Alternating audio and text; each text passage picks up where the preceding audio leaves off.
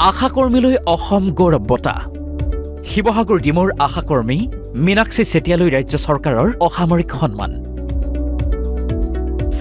15 বছৰে নিষ্ঠাৰে দায়িত্ব পালন কৰাৰ বাবে এই বঁটা লাভ কৰাৰ খবৰ পোৱাৰ পাছতেই আবেগিক হৈ পৰিল আশাকৰ্মী মীনাক্ষী চেতিয়া। ভালেই লাগিছে, বহুত ভালো লাগিছে, দুখো লাগিছে। আজিৰ দিনটোতে বহুত কিছুমান কষ্টও মনত পৰিছে। যিমান কষ্ট কৰি আমি কাম কৰিছোঁ, কামটো কৰিবই লাগিব। আমি পইচা যি পাওঁ দি নাপাওঁ তালৈ চাই থাকিলে নহ'ব। সময়ৰ ৰিপৰ্ট সময়ত দিব লাগিব। আবেগিক হোৱাৰ সমান্তৰালকৈ মীনাক্ষী চেতিয়াই নাছিলে এপাক বিহু।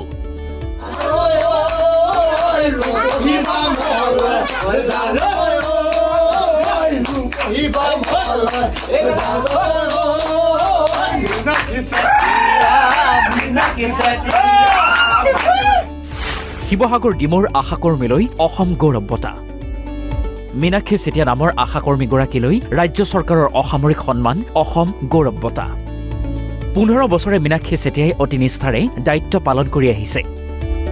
ডিমৌ নবিল অঞ্চলৰ মহিলাসকলক মীনাক্ষী চেতিয়াই সেৱা আগবঢ়াই আছে। অতি ভিতৰুৱা অঞ্চলতো সন্তোষজনক সেৱা আগবঢ়াই ৰাইজৰ আস্থাভাজন হৈ পৰিছে মীনাক্ষী চেতিয়া। মীনাক্ষী চেতিয়াৰ এই কামৰ বাবেই অসম গৌৰৱ বঁটা লাভ কৰিবৰ বাবে নিৰ্বাচিত হৈছে আশাকৰ্মীগৰাকী। অসম চৰকাৰ তথা মুখ্যমন্ত্ৰী হিমন্ত বিশ্ব শৰ্মাক ধন্যবাদ জনোৱাৰ লগতে আশাকৰ্মীৰ পাৰিতোষিক বৃদ্ধি কৰাৰো আহ্বান জনালে অসম গৌৰৱ বঁটাৰ বাবে নিৰ্বাচিত হোৱা আশাকৰ্মী মীনাক্ষী চেতিয়াই। ভালেই লাগিছে। এই বঁটা প্ৰদান কৰাৰ বাবে আমাৰ মুখ্যমন্ত্ৰী ছাৰলৈ মোৰ ফালৰ পৰা অশেষ ধন্যবাদ। কাৰণ আমি সৰু মানুহ যিহেতু সৰুৱে কাম কৰোঁ, গতিকে তেওঁ যে আমাক এই সৰু কামৰ ওপৰতো চকু দিছে, আমাক মনত ৰাখিছে, তাৰ বাবে তেওঁক বহুত বহুত ধন্যবাদ দিছোঁ। ক'বলৈ গ'লে আমি কামবোৰক লৈ সন্তুষ্টি, কাৰণ আমি মানুহৰ মাজত যে কিবা এটা নহয় কিবা এটা কৰিব পাৰিছোঁ, আমাৰ নিচিনা মানুহ এখিনিকে আমি নজনাটো দেখুৱাই দিব পাৰিছোঁ, নুবুজাটো বুজাই দিব পাৰিছোঁ। সেইফালৰ পৰা আমি সুখী, কাৰণ বহুত হেঁপাহ, বহুত আশা লৈ আমি কাম কৰি ফুৰোঁ। কিন্তু যিটো আমাৰ মানে কি আমি যিটো কৰ্মৰ ওপৰত ভিত্তি কৰি ইনচেণ্টিভ পাওঁ, সেইফালৰ পৰা আমি সুখী নহয় বুলিও নকওঁ, কিন্তু আমি সুখী বুলিও ক'ব নোৱাৰোঁ। কাৰণ যিটো পৰিমাণৰ আমাক ইনচেণ্টিভ দিয়ে, এই পৰিমাণৰ ইনচেণ্টিভত আমাৰ কি হয়, গোটেই মাহটো চলাৰ পৰা আদি কৰি আমাৰ নিজৰ মানে কি হয়, নিজৰ কামৰ ওপৰতে বহুত খৰচ থাকে ন। কাৰণ আমাকতো ধৰক স্বাস্থ্য সুৰক্ষা দিবলৈহে ৰাখিছে। স্বাস্থ্য সুৰক্ষা দিবলৈ হ'লে আমি কি হয়, মানুহখিনিৰ লগত সদায় স্বাস্থ্য মানে সদ্যহতে হস্পিটেললৈ অহা যোৱা কৰিব লাগে।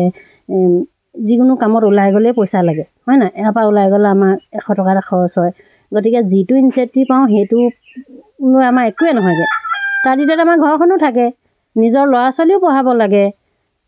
সেইকাৰণে ছাৰলৈ অনুৰোধ জনাইছোঁ যাতে আমাৰ সকলো আশা বান্ধৱীকে, মোক বুলি মই ক'বলৈ যোৱা নাই, সকলো আশা বান্ধৱীকে যেনেদৰে বিচাৰিছে তেওঁলোকে গোটেই সম্পূৰ্ণ নোৱাৰিলেও তেওঁলোকৰ অলপ হ'লেও আশা পূৰণ কৰিব বুলি মই অনুৰোধ জনাইছোঁ।